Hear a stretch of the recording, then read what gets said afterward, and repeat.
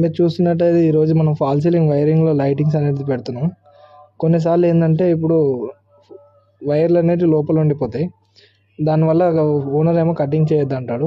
దాన్ని లూప్ చేయాలి కదా, అట్లాంటప్పుడు ఒక కేసింగ్ పట్టి తీసుకోవాలి. కేసింగ్ పట్టి తీసుకొని ఈ హోల్ నుండి ఆ హోల్కి జంప్ చేయాలి.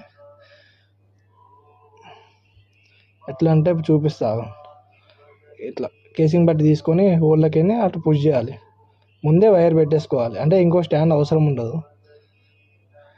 ఇట్లా ఇట్లా డూకి వదిలేస్తే ఇప్పుడు మనోడు వస్తాడు చూడండి.